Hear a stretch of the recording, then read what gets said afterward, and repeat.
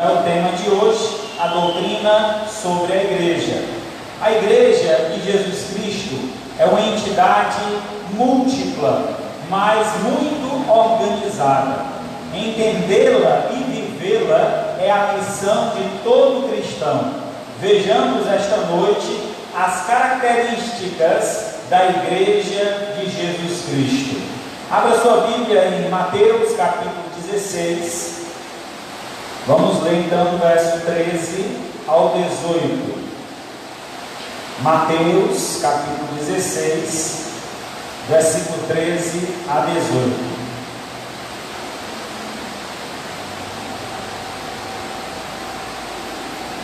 Amém? Todos encontraram?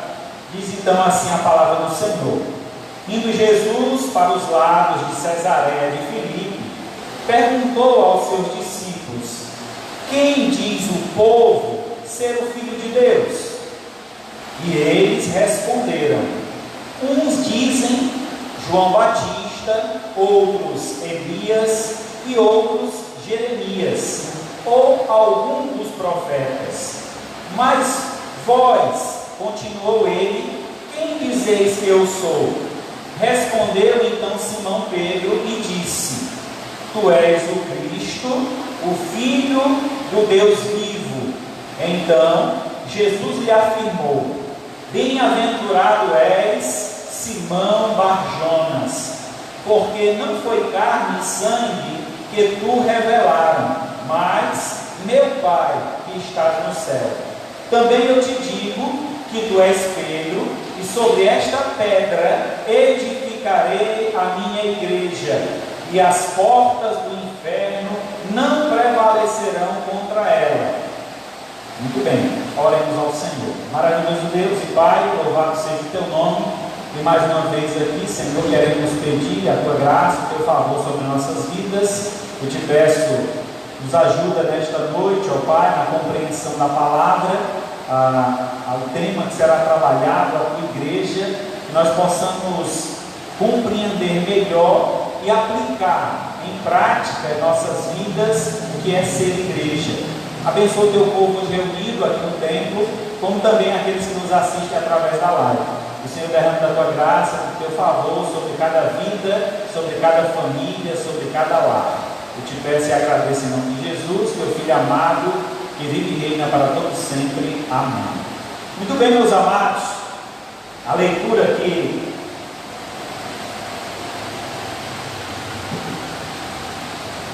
que acabamos de fazer, ela dá início então a um projeto que partiu do coração de Deus.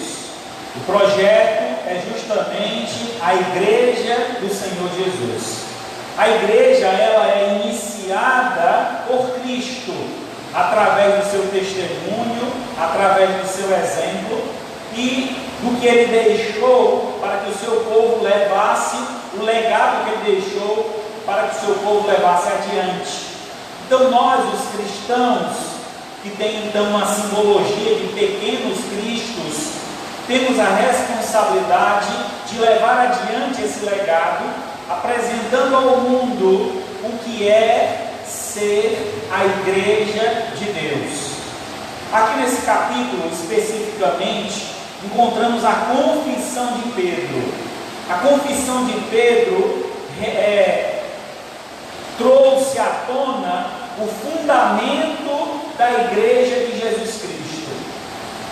Jesus, ele faz um questionamento inicialmente aqui no capítulo, a partir do verso 13, sobre as pessoas que o seguiam.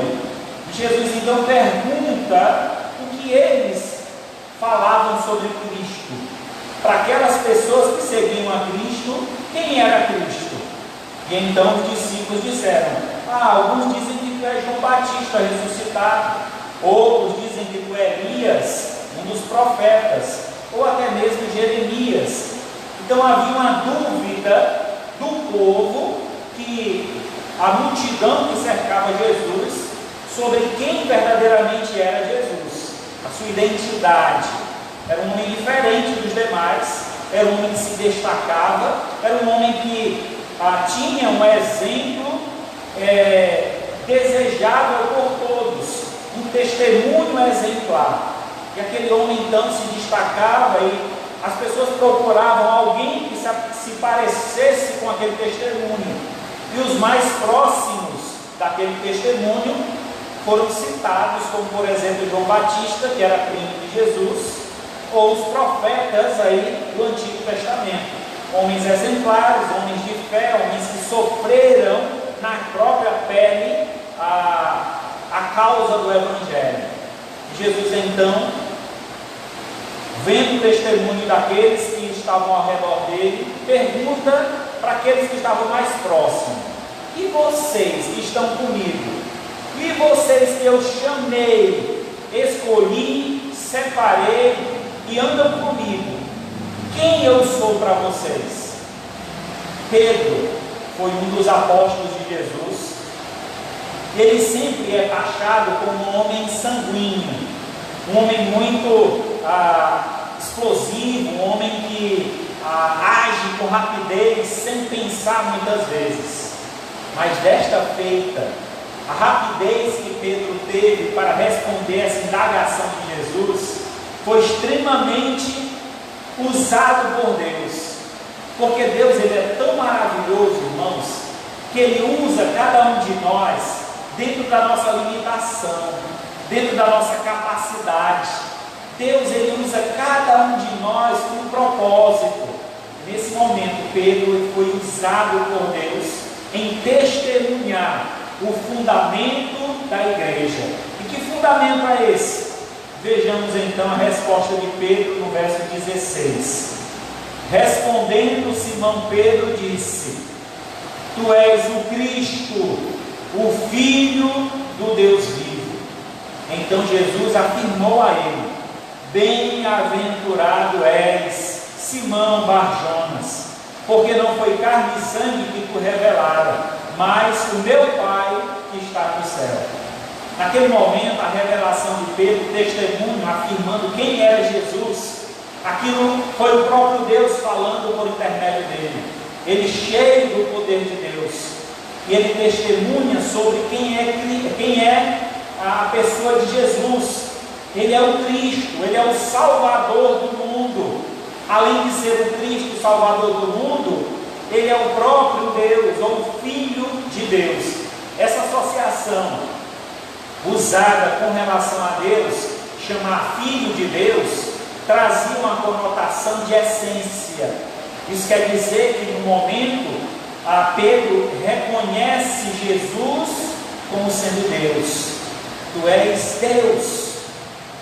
E ele disse: você revelar a coisa maravilhosa, por isso tu és bem-aventurado. E essa expressão bem-aventurado significa verdadeiramente feliz.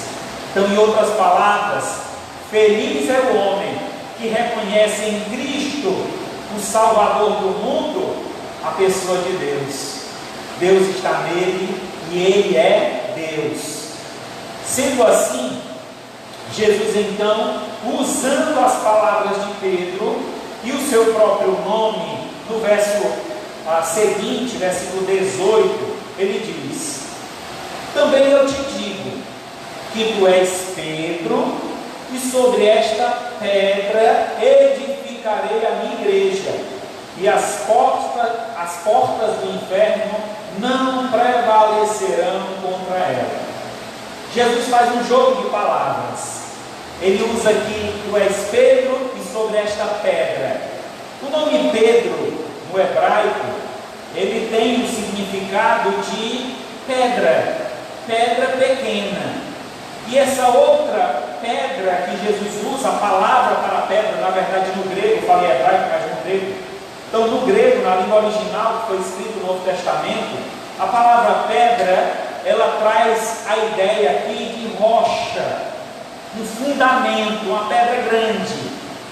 Então, as palavras de Jesus significam o seguinte: Pedro, tu és uma pedra pequena, mas sobre esta rocha edificarei a minha igreja. E que rocha é essa que Jesus iria edificar a igreja? Era Pedro? Não. A afirmação de Pedro, quando Pedro disse: tu és o Cristo, o Filho do Deus vivo. Esta afirmação é a rocha na qual a igreja de Deus foi edificada.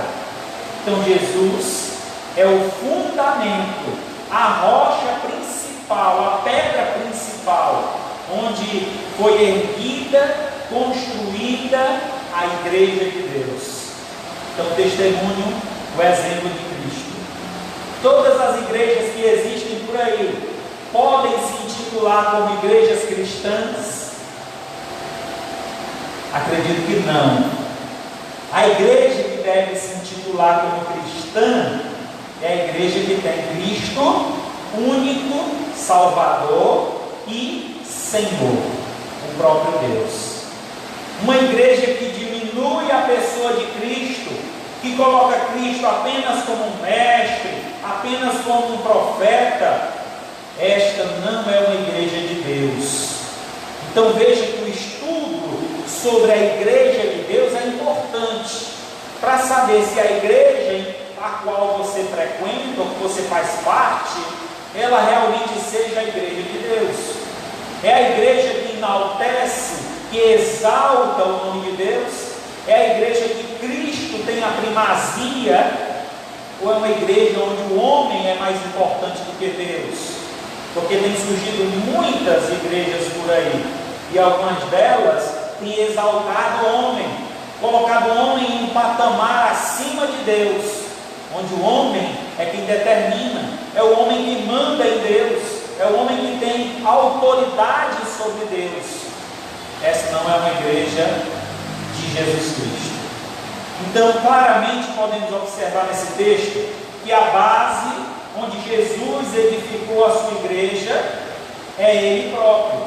Então vejamos como essa igreja foi edificada. Então, só reforçando aqui, quando Jesus Cristo disse a Pedro, né?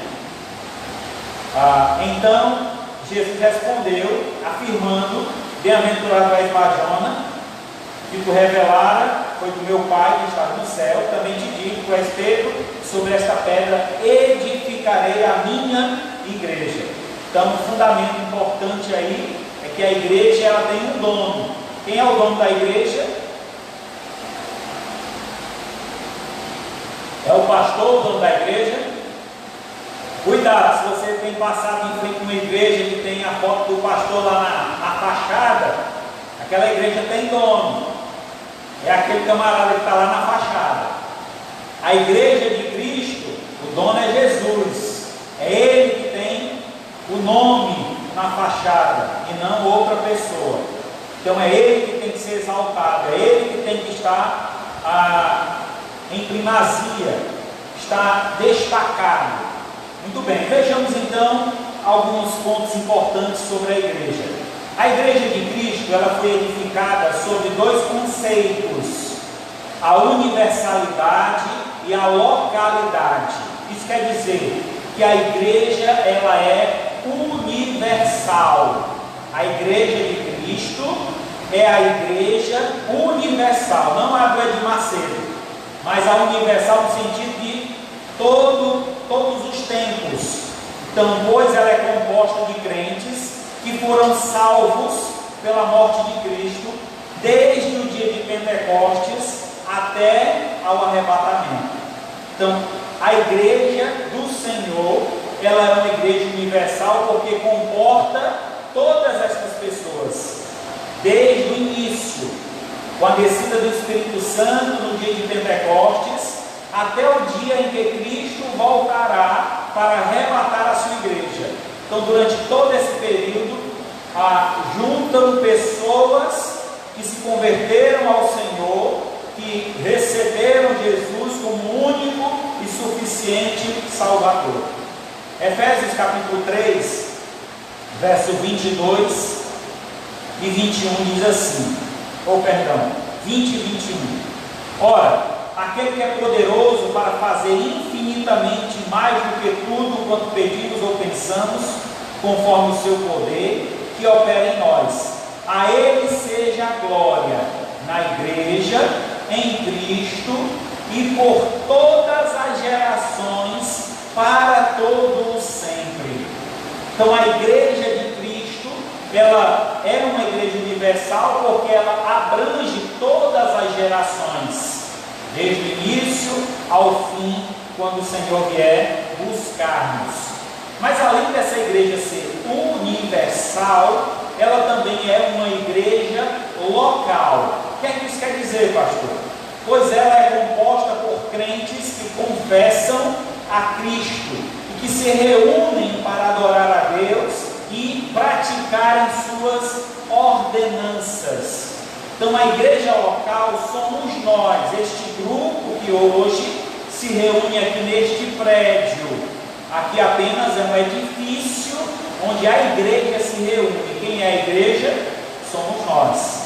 Nós somos a igreja, onde Cristo é o cabeça e nós somos os membros deste corpo.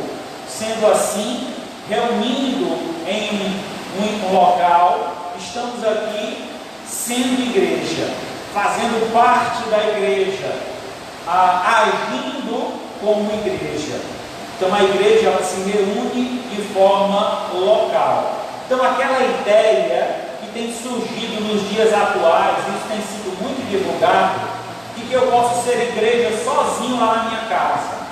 Isso com a pandemia tomou uma proporção enorme. Muitas pessoas deixaram de se reunir para estar em casa, sem criticar os que estão na live conosco aqui nos assistindo, mas se for o caso, é uma crítica e receba, porque vem do Senhor.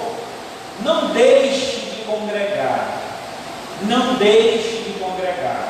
Não é porque você tem a oportunidade de assistir o culto em sua casa que você vai deixar de participar da igreja. O local que nós devemos reunir é aqui com os irmãos. Eu não posso ser igreja sozinho na minha casa.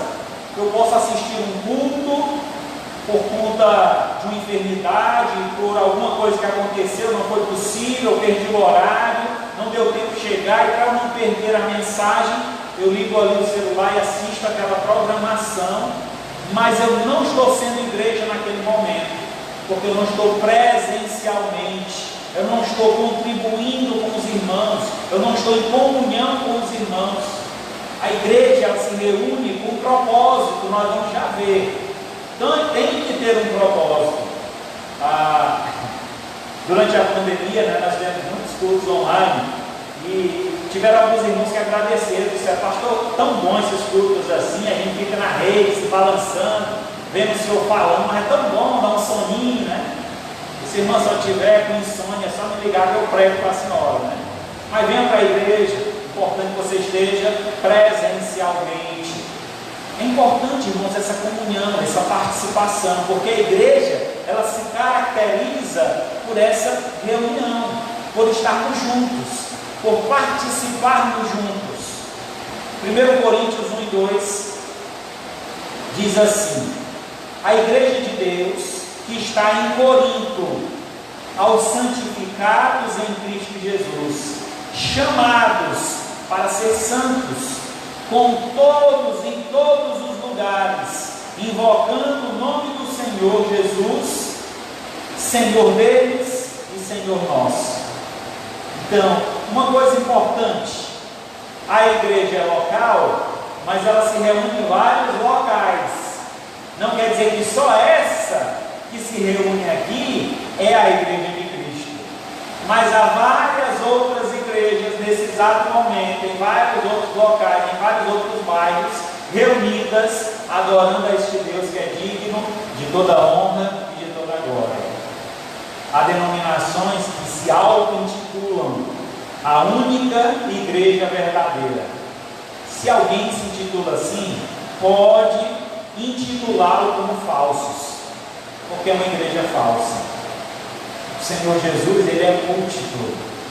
A sua igreja, ela é múltipla. Não existe uma única igreja, mas existem igrejas em diferentes locais que se reúnem com um só propósito: honrar e glorificar a Deus. Então todas estas são a igreja de Jesus Cristo. Então assim, a igreja ela é universal, como também é local. Seguindo adiante, a igreja de Cristo ela foi edificada sobre 2 firmes fundamentos. Então, primeiro nós vimos que a igreja, ela foi edificada sobre 2 conceitos, que é a universalidade e a localidade. Agora, entendemos que ela foi edificada também sobre 2 firmes fundamentos. Quais são esses fundamentos? O primeiro deles é a membresia. A igreja é composta por membresia. E o que é membresia? A membresia, ela é composta por crentes regenerados e batizados. Então, o que são os membros? São os crentes regenerados e batizados que foram inseridos na igreja. Qual é a importância da membresia da igreja? A membresia da igreja, irmãos, é quem tem a voz ativa para tomar as decisões da igreja. A membresia tem a autoridade. É vocês, no final das contas, que são responsáveis por tudo isso aqui. É vocês que precisam manter o patrimônio, cuidando, contribuindo, participando. Muitas vezes isso tem tomado uma proporção cada dia maior de igrejas que formam, por exemplo, uma liderança, chamam um pastor, 2 ou 3, e aí pagam muito bem a esses pastores, mas dão a eles a autonomia da igreja. Eles são então os responsáveis pela igreja, no sentido de fazer tudo. O pastor que evangelize, o pastor que prepare todas as programações. Então o pastor é responsável por tudo. Está errado. A responsabilidade do cuidado do templo, do cuidado das programações é da membresia da igreja. A membresia da igreja é responsável em cuidar de tudo que se relaciona ao patrimônio da igreja. É responsabilidade dos membros. Atos capítulo 2, verso 41, veja o que diz a palavra. Então, os que lhe aceitaram a palavra foram batizados, havendo um acréscimo naquele dia de quase 3.000 pessoas, e perseveravam na doutrina dos apóstolos, na comunhão, no partir do pão e nas orações. Pedro, ele pregou o evangelho em Jerusalém. Houve um grupo muito grande de pessoas que se converteram, quase 3.000 pessoas com aquela mensagem. E então aqui é dito nesse texto que naquele dia houve esse acréscimo de quase 3.000 pessoas. E esse acréscimo é a que ele se refere? A igreja. Então aqui nós encontramos no livro de Atos, capítulo 2, o início da igreja. Capítulo 2, nós vemos a descida do Espírito Santo, e aí, consequentemente, a igreja se inicia com conversões.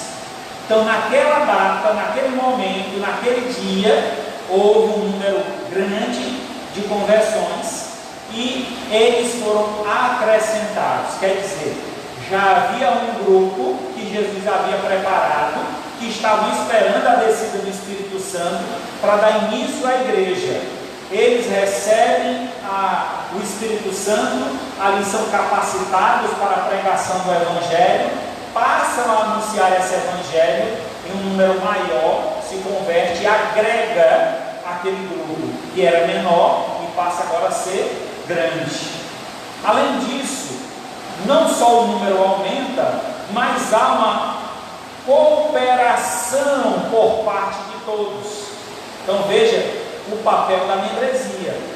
Diz aqui então no verso 42 que eles perseveravam na doutrina, estudavam a palavra de Deus, estavam atentos aos ensinamentos, havia comunhão, eles queriam estar juntos, eles se reuniam. A palavra diz que eles iam de casa em casa, se reuniam de casa em casa, porque ainda não haviam templos construídos. Era um momento de início. Assim como muitas são as igrejas que iniciam iniciam. Essa igreja onde nós estamos, esse local aqui, né, iniciou na casa de um irmão, numa garagem, e ali se deu início à primeira igreja batista regular de Aracati. Então a maioria das igrejas se iniciam assim. Isso é característica de uma igreja verdadeira, genuína, que começa com a membresia, com a adoração. Além disso, além da comunhão, diz que eles partiam o pão e faziam suas orações. Então havia comunhão, havia ação social, que o partir o pão traz aqui a ideia de um compartilhar, e havia intenções de adoração, no sentido de estarem juntos, orando uns pelos outros. Então havia aqui todo digamos assim, um compromisso, um relacionamento da igreja. Então, entendendo o que é ser membro, a igreja, a membresia, é quem toma as grandes decisões. No livro de Atos, capítulo 6, do 1 a 7, houve o primeiro problema da igreja. Qual foi esse problema? Havia um número grande de viúvas, nas quais os apóstolos estavam responsáveis em distribuir os alimentos, visitando essas viúvas e repartindo os alimentos com elas, levando alimentos a essas viúvas. Então os apóstolos se viram sobrecarregados, então levaram a questão à igreja, para que a igreja então em reunião, em assembleia, pudesse discutir e escolher os auxiliares, levantassem então homens, servos, que seriam chamados posteriormente de diáconos, e estes homens então iriam ajudar os apóstolos nessa visitação, na distribuição dos pães, para que eles, os apóstolos, dedicassem mais tempo ao estudo da palavra e à oração. Então é dito aqui em Atos capítulo 6, do 1 ao 7, contado esse enredo, e esses homens são separados, e no final das contas, quem escolhe esses homens é a membresia, são os irmãos que escolhem. Por que não foram os apóstolos que escolheram? Porque os apóstolos estavam ensinando eles que estavam iniciando a serem igreja, a igreja que toma as decisões. Vamos lá, continuando. A igreja também ela é responsável pela parte administrativa e disciplinar. O que é que isso quer dizer? É responsável pelo cuidado do patrimônio e também pela disciplina dos membros. Se há um membro que tem andado fora dos padrões que a Bíblia determina, é responsabilidade da igreja estipular então uma punição para esse camarada. Olha, irmão, volte para os caminhos de Deus, senão o irmão vai ser excluído, pode ser disciplinado, pode passar por algum tipo de disciplina e chegar à exclusão. Aí nós encontramos Mateus 18, 17, onde a orientação é tratar do pecado. Se um irmão pecar contra você, você deve ir até ele, tentar resolver o problema. Se não resolveu, leva uma testemunha. Se não conseguiu, aí leva à igreja. E aí a igreja vai tomar uma decisão de como deve lidar com aquela situação. Então a igreja, ela tem dois fundamentos. O primeiro é a membresia. E o segundo, qual é? Os oficiais da igreja. Então, membresia e oficiais. Quem está acima? Membresia. Membresia é quem toma as decisões. E os oficiais, qual a responsabilidade deles? São aqueles que a igreja reconhece como maduros espiritualmente, cheios de poder e capazes de dirigir a igreja. Mesmo tendo um oficial, um líder, quem é que dá autonomia para esse líder? É a igreja. O líder não tem uma autonomia própria. Não é eu chego numa igreja e digo, sou eu que mando agora aqui, todo mundo cala a boca e vai fazer do jeito que eu quero. Não é assim. Se chegar alguém assim, vocês digam assim, ó, a porta da rua é serventia da casa, meu amigo. Aqui não é lugar de ditador, não. Aqui nós somos uma irmandade. Eu faço parte da membresia dessa igreja. Eu sou membro assim como vocês. Então nós combinamos tudo o que decidimos. Nós decidimos juntos. Isso, irmãos, tem ficado cada dia mais raro, viu? Ter um pastor assim é cada dia mais raro, porque os homens estão querendo cada dia mais serem donos das igrejas, e a igreja já tem um dono que é Jesus. Nós não podemos nos apossar do que é de Jesus Cristo. Eu tenho uma responsabilidade muito grande como líder dessa igreja, em arrebanhar o povo, em alimentar, em cuidar, mas entendo eu que eu devo me submeter à autoridade da igreja, mesmo eu tendo uma autoridade dada pela igreja. A igreja me dá autoridade e eu sigo a autoridade baseado na igreja. Então é uma via de mão dupla, andando juntos. Não é um que se sobressai sobre o outro, mas estamos em igualdade. Penso que essa é a melhor forma de lidar com a igreja, porque é assim que Jesus Cristo nos ensinou. Então, 2 Timóteo capítulo 2, verso 15, diz assim a palavra de Deus para os oficiais: procura apresentar-te a Deus aprovado, como obreiro que não tem do que se envergonhar, que maneja bem a palavra da verdade. Então, os oficiais da igreja devem ser homens aprovados. E o que quer dizer ser um homem aprovado? Para ser aprovado, precisa passar por uma prova. Então tem que ser pessoas experimentadas.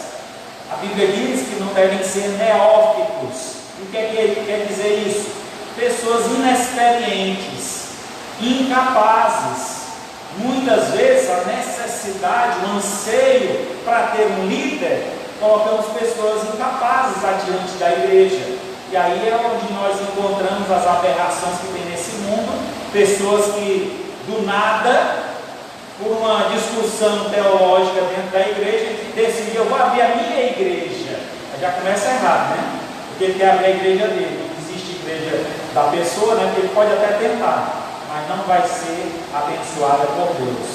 Então é necessário que seja alguém experimentado, que tenha experiência no convívio da igreja, que tenha passado por vários processos dentro da igreja, para que ele então possa levar adiante esse trabalho, instruindo e ensinando a outros. Então, dentro dos oficiais da igreja, nós dividimos em dois grupos: os pastores e os diáconos. Quem são os pastores? São homens de bom testemunho que recebem o chamado de Deus para exercer essa função árdua, mas extremamente recompensadora. Primeiramente, quem intitula um pastor é a própria igreja. É a igreja, a autonomia da membresia, que ergue suas mãos, que reconhece o ministério do homem, a sua capacidade, o seu chamado. Eu lembro, irmãos, no início da minha fé,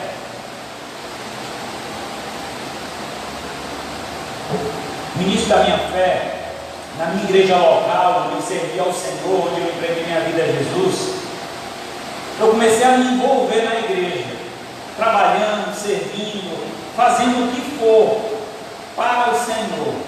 E fazendo tudo aquilo, os irmãos chegavam, me olhavam e diziam: Sibeli, ainda vai ser pastor.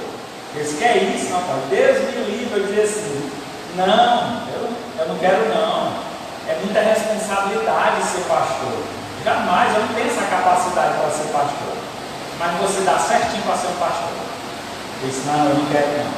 E eu insisti com isso durante alguns anos. As pessoas me dizendo: você dá certo para ser pastor? E eu dizendo: eu não quero. E até que um dia, meu pastor, o pastor da minha igreja, ofereceu um curso. Olha, vamos fazer um curso bíblico, estudar as doutrinas e tal, vai ser muito bom para a edificação dos irmãos, e quem sabe através desse curso o Senhor escolhe um de vocês para me auxiliar. E assim foi feito.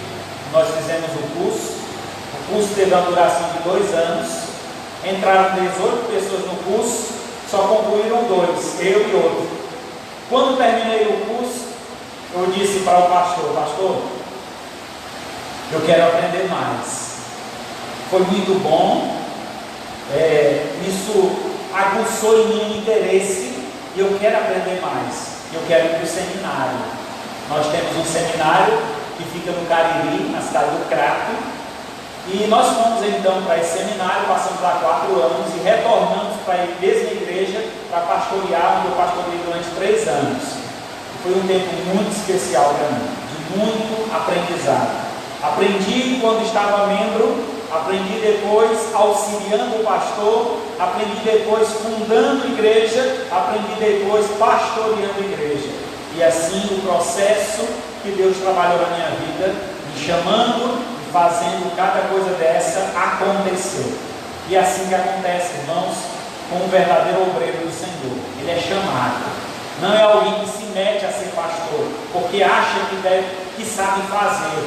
Eu sei pregar, eu vou ser pastor. Pastor não é só pregar.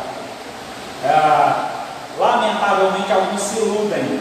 Eu quero ser pastor para estar lá na frente, falando às pessoas, acho muito bonito isso. Mas pastor não é só isso. Se fosse só isso era fácil, mas não é só isso.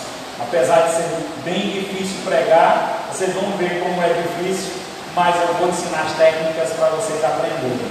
Mas vejamos que o pastor é alguém chamado por Deus e requer algumas qualificações para esse chamado. Veja só o que diz 1 Coríntios 3, a partir do versículo 1 ao 6. Fiel é a palavra, se alguém aspira o episcopado, excelente obra almeja. É necessário, portanto, que o bispo seja irrepreensível, esposo de uma só mulher, temperante, sóbrio, modesto, hospitaleiro, apto a ensinar, não dado ao vinho, não violento, porém cordato, inimigo de contendas, não avarento, que governe bem a própria casa, criando filhos sob disciplina, com todo respeito. Pois se alguém não governa bem a própria casa, como cuidará da igreja de Deus? Não neófito, para não suceder que se ensoberbeça e incorra na condenação do diabo. É interessante essa palavra, porque ela dá uma qualificação, alguns critérios que a igreja, a membresia, deve observar naquela pessoa a quem eles vão intitular de pastor, a quem eles vão chamar ou colocar sob o cargo de pastor. Deve ter esses critérios, devem ser observados esses critérios em sua vida.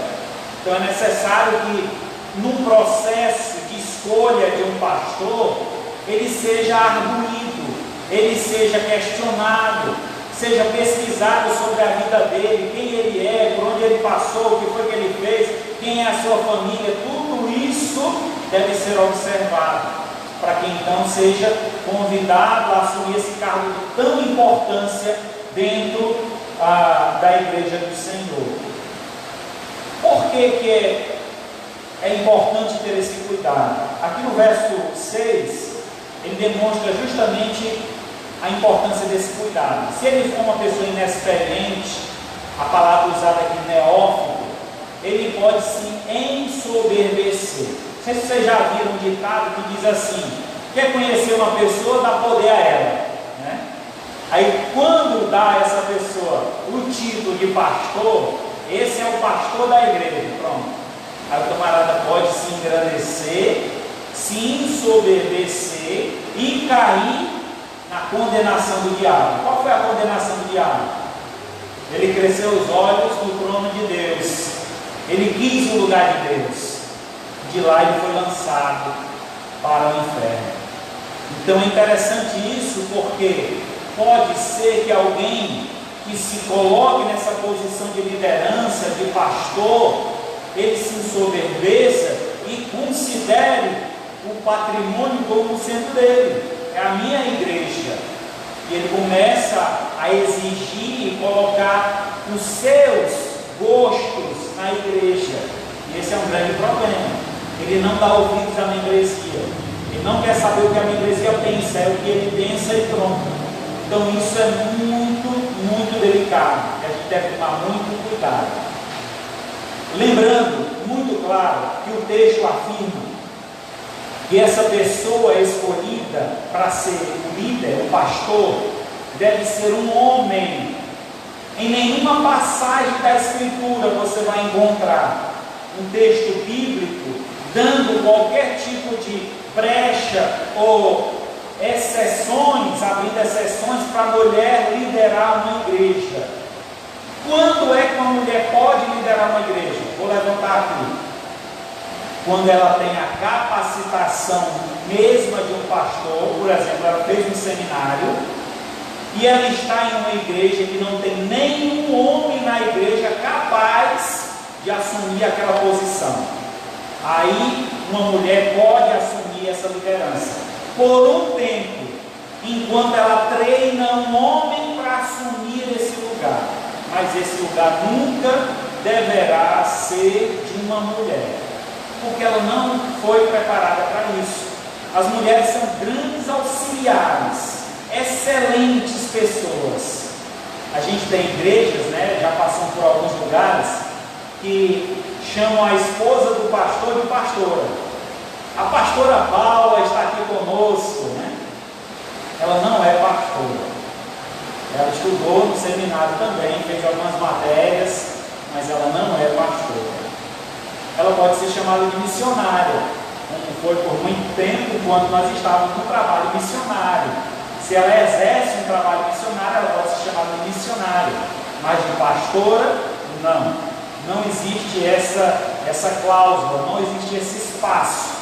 Aqui diz que é necessário que ele seja um homem, esposo de uma só mulher. É outro critério também cuidadoso que você deve fazer. Que esse homem tenha sido casado com uma mulher apenas. Não ter tido mais mulheres. Quer dizer, hoje tem surgido muito no ministério divorciados assumindo o ministério. O camarada já casou com as 3, está lá no ministério como pastor.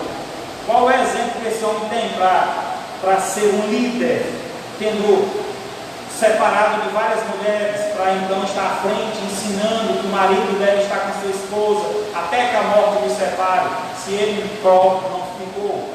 Então ele perde a capacitação para assumir esse cargo. Então é delicado, são muitos detalhes. Nós não vamos tomar tempo aqui em falar cada detalhe desse, mas é importante ter essa visão. Devemos entender que a Bíblia usa vários nomes para esse cargo de liderança. Por exemplo, pastor, bispo, presbítero. Todos estes nomes trazem a mesma ideia. É um líder religioso. São apenas aspectos diferentes da mesma função. Por exemplo, pastor é aquele que guia, protege e alimenta o rebanho. Bispo é aquele que supervisiona. A palavra bispo significa supervisor. Presbítero significa aquele que é experiente ou experimentado. Então todos estes nomes, eles se encaixam na pessoa do pastor. Deve se encaixar na pessoa do pastor. Ser uma pessoa que está apta a ensinar, a guiar o povo, a alimentar o povo, a proteger, a supervisionar como é que está andando a igreja e ser experiente para lidar com as situações. Então é assim, todos estes são o papel do pastor. Diáconos é o segundo oficial da igreja. São homens também de bom testemunho, que são reconhecidos pela igreja como tementes ao Senhor e dedicados ao serviço de Deus. Também em 1 Timóteo capítulo 3, a partir do verso 8, as qualificações para a escolha de um diácono. Semelhantemente, quanto ao diácono, é necessário que ele seja respeitável, de uma só palavra, não inclinado a muito vinho, não cobiçoso de sórdida ganância, conservando o mistério da fé com consciência limpa. Também sejam esses primeiramente experimentados, se mostrem irrepreensíveis, exerçam o diaconato. Da mesma sorte quanto as mulheres, é necessário que elas sejam responsáveis, não maldizentes, temperantes e fiéis em tudo. O pastor só disse nesse instante que a mulher não pode ser diácono. Não. Ele está falando aqui que as mulheres do diácono também têm que ser qualificadas, assim como a esposa do pastor.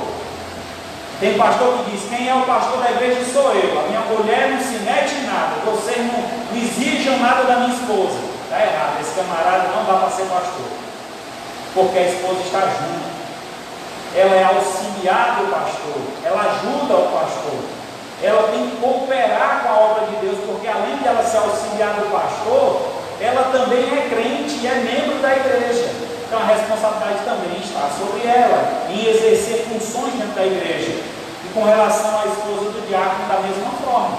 O esposo foi escolhido para ser diácono, a esposa também está sendo chamada a esse serviço, está disponível a apoiar o marido no que for necessário. O marido está de serviço hoje, na liderança aqui da igreja, a esposa está vinculada, precisando de alguma coisa, meu amor, conte comigo. Eu vou ficar na portaria, eu vou ficar aqui com você, meu amor. Boa noite, tem um homem e uma mulher na portaria recebendo as pessoas. Então assim deve ser, a esposa acompanhando o esposo. Continuando, diz o texto, o diácono seja marido também de uma só mulher, governe bem seus filhos e a própria casa, pois os que desempenham bem o diaconato alcançam para si justa preeminência e muita intrepidez na fé em Cristo. É interessante porque aqueles que exercem bem o diaconato, é dentre eles que muitas vezes são chamados para o pastorado. Antes de eu ser pastor, eu fui diácono durante 5 anos na minha igreja. 5 anos servindo ao Senhor como diácono. Foi muito tempo de portaria, muito tempo de direção de culto, muito tempo botando um menino que estava correndo lá fora para entrar na igreja. Bora, vai começar o culto. Então o papel do diácono é esse: auxiliar no que for necessário, o andamento do culto, está participando ali ativamente. A gente vai falar muito sobre ele durante o curso que vamos dar no domingo. E para finalizar, a Igreja de Cristo ela foi edificada sobre 4 pilares. O primeiro deles é o evangelismo, desenvolvendo amor pelas almas perdidas. É papel da igreja a evangelização. E nós já aprendemos quem é a igreja: é o pastor, são os oficiais. A igreja é a membresia, juntamente com os oficiais. Então trabalhamos juntos, isso é a igreja. E quem é responsável em desenvolver amor pelas almas perdidas? A igreja, todos nós. Mateus 28, 18 a 20. Jesus aproximou-se e falou dizendo: toda a autoridade me foi dada nos céus e na terra, e de portanto fazer discípulos de todas as nações, batizando em nome do Pai, do Filho e do Espírito Santo, ensinando-os a guardar todas as coisas que vos tenho ordenado, e eis que estou convosco todos os dias, até a consumação dos séculos. Então Jesus ordenou a sua igreja a ir por todo mundo e pregar o evangelho a toda criatura. É interessante isso, irmãos, porque a ordem não foi só para os pastores. Pastor, vá por todo mundo e pregue o evangelho a toda criatura. Não. Foi a igreja, aos seus discípulos, ide por todo mundo e pregar o evangelho a toda criatura. Então a responsabilidade é minha, como é de cada um de nós. A responsabilidade de evangelizar, ela é nossa. Vamos dizer junto? A responsabilidade de evangelizar é nossa. Muito bem, porque às vezes quando a gente diz, é tua. É do irmão evangelista, é do pastor, é nossa. Se cada um assumir, imagina só, irmãos, aqui nós temos hoje presente aqui mais ou menos 20 pessoas. Se cada um de vocês se empenhasse durante toda a semana a convidar uma pessoa para vir para o culto hoje, quantas pessoas nós teríamos aqui presentes? 40. Vê que faz diferença? Se nos unirmos, se juntarmos nossa força, a gente vai longe. A gente consegue o que for, com a ajuda do Senhor e com o nosso empenho, a gente vai longe. Por isso que Jesus confiou na gente. Por isso que Ele deixou essa função para nós. A Bíblia diz que os anjos almejavam fazer isso, evangelizar. Mas o Senhor deixou essa responsabilidade para nós. Esse privilégio, não é responsabilidade, é privilégio de levar as boas novas. Quem gosta de contar boa notícia? Eu tenho o meu padrasto, né, ele gosta muito de assistir aqueles noticiários, a Barra Pesada, o 90, aquele noticiário de policiais, né, que matou não sei quantos, foi traficante, foi preso, e não sei o que, notícia ruim. Parece que aquilo mexe com ele trabalha de frente ao cemitério. Todo dia que ele chega em casa, é para contar para minha mãe: Maria lá, tu não sabe quem foi que morreu. Eu sou, meu filho, você só traz notícia de morto, traga notícia boa. Se eu não morto, eu trabalho de frente ao cemitério, eu vejo o povo chegando todo tempo, não vejo ninguém saindo. Eu disse: não, mas traga outra notícia para mim.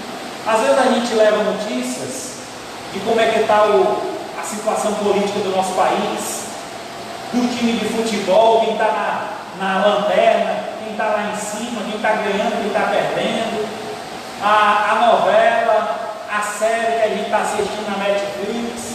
Então a gente está interagindo com as pessoas, sempre passando informações, notícias. Mas existe uma notícia que é melhor do que todas essas outras, que a Bíblia chama de boas novas de salvação, que o mundo precisa ouvir, que eles necessitam escutar essa notícia. Nós temos esse privilégio de ter essa notícia e poder levar as pessoas. Então evangelize, faça a sua parte. O outro pilar que a igreja é edificada sobre o pilar da edificação, redundância aí, né? Mas tem a ver. O que é edificação? O papel da igreja, além de evangelizar, também é edificar vidas, envolver-se em comunhão, compartilhar, disciplinar, educar e transmitir os dons de Deus. Os dons dados por Deus, você então ensina outras pessoas a praticarem. Efésios 4, 12 ao 16. Com vista ao aperfeiçoamento dos santos, para o desempenho do seu serviço, para a edificação do corpo de Cristo, até que cheguem todos à unidade da fé, do pleno conhecimento do Filho de Deus, à perfeita varonilidade, à medida da estatura da plenitude de Cristo, para que não mais sejamos como meninos, agitados de um lado para o outro, levados ao redor por todo o vento de doutrina, pelas artimanhas dos homens, pela astúcia com que induz ao erro, mas seguindo a verdade em amor, cresçamos em tudo naquele que é o cabeça, Cristo, de quem todo o corpo, bem ajustado, consolidado pelo auxílio das juntas, segundo a justa cooperação de cada parte, efetua o seu próprio aumento para a edificação de si mesmo em amor. A igreja se edifica, edificando uns aos outros. Como é que a igreja cresce? Crescendo espiritualmente. Trabalhando na sua vida espiritual, você vai crescer e levar esse crescimento a outras pessoas.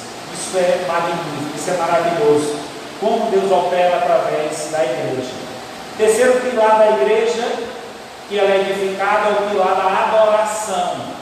A igreja ela foi feita para adorar. Adoração a Deus pelo que Ele é e pelo que Ele faz. Efésios 5,19. Falando entre vós com salmos, entoando e louvando de coração ao Senhor com hinos e cânticos espirituais, dando sempre graças por tudo a nosso Deus e Pai, em nome do nosso Senhor Jesus Cristo. Então a igreja reunida ela deve adorar a Deus. A igreja, ela foi feita para adoração. A Bíblia diz: todo ser que respira, louve ao Senhor. Irmãos, momento de adoração, momento de louvor, toda a igreja deve cantar. Abra a sua boca, como se você tivesse com esse microfone na sua mão, cantando para o Senhor. Ah, pastor, tem uma voz feia, não se preocupe, vai passar por uma peneira, o Espírito Santo vai lá, ó, peneirar, vai sair perfeito. Depois que ele passar lá pela mesa de som celestial, vai tirar todos os ruídos, todas as imperfeições, e vai chegar diante de Deus um louvor agradável. Por quê? Partiu de um coração de um adorador. Porque é esses que Deus procura, verdadeiros adoradores que o adoram em espírito e em verdade.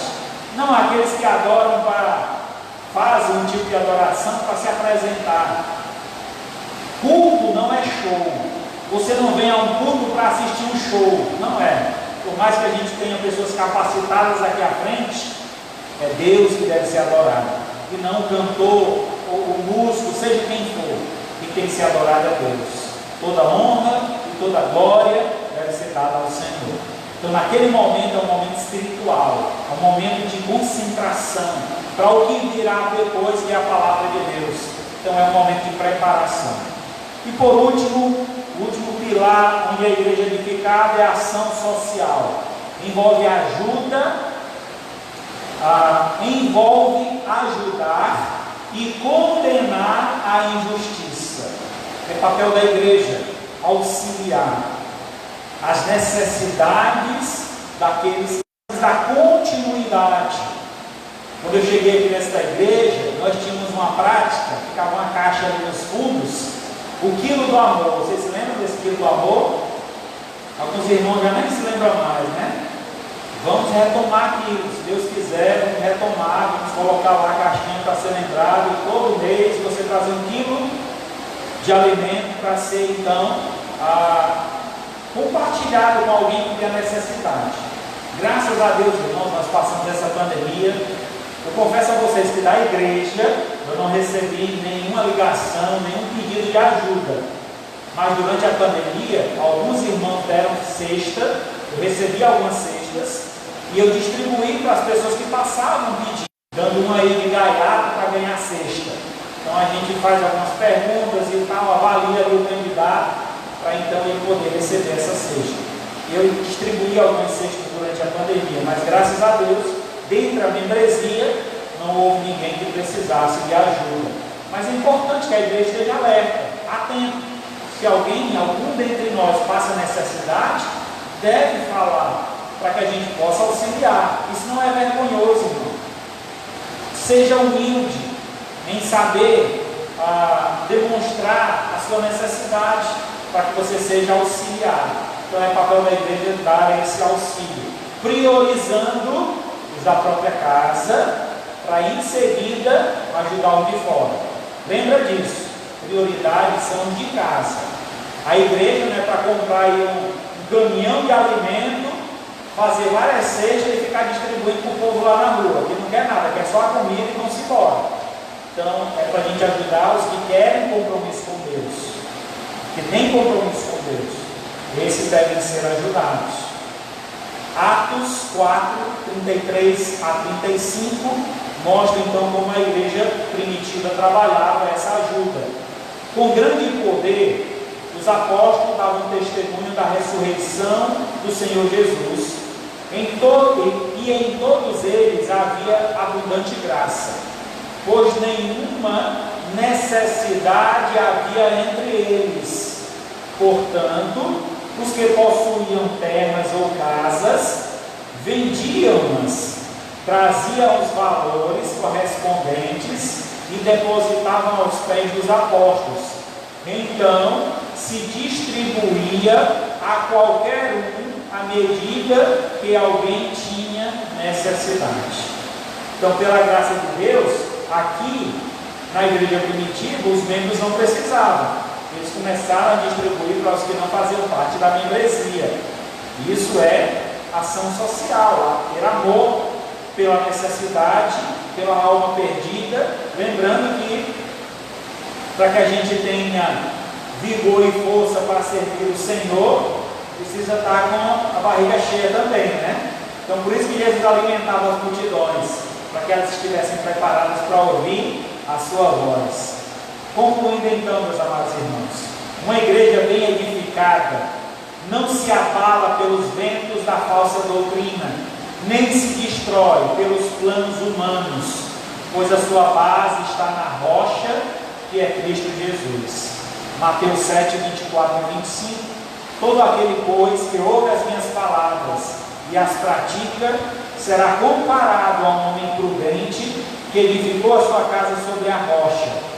Caiu a chuva, transbordaram os rios, sopraram os ventos e deram com ímpeto contra aquela casa, que não caiu, porque foi edificada sobre a rocha. Meu pedido a Deus nesta noite é que esta igreja local, a primeira igreja batista regular em Aracati, seja uma igreja edificada na rocha. Esteja firme, porque o mundo, irmãos, está cada dia pior. E eu confesso a vocês que não tem melhoras. Nós que estamos aqui devemos nos firmar na palavra, porque o dia da vinda do Senhor se aproxima. Por isso a igreja deve estar firme, para quando o Senhor vier, nos encontre fiéis. E assim, irmãos, possamos todos nós, juntos lá no céu, adorar o Senhor, que é digno de toda honra e de toda glória. Amém? Louvado seja Deus por isso. Maravilhoso Deus, Pai Santo, agradecendo, Senhor, por esta palavra, uma palavra esclarecedora sobre o papel da igreja, sua responsabilidade, a origem dela, como o significado que ela tem para este mundo e a responsabilidade que temos como igreja de testemunhar o teu amor. Pai, nos ajuda a ser uma igreja firme, a ser uma igreja fiel, a ser uma igreja, ó Pai, compromissadas com o teu evangelho. Que nós não venhamos, ó Pai, ser seduzidos pelo mundo, pelas práticas mundanas que têm tomado conta das igrejas, e que nós sejamos, ó Pai, dedicados à tua palavra, ao ensinamento dela, levando esta palavra aos que estão no mundo precisando de um resgate. Ó Pai, nos ajuda a sermos um instrumento teu, levando a palavra de salvação aos perdidos. Que a graça do Senhor Jesus, o amor de Deus, o nosso Pai, a comunhão e a consolação do Espírito Santo de Deus, seja com todos nós, o seu povo, hoje e para todo sempre. É isso que eu te peço, em nome de Jesus. Amém. Graças a Deus.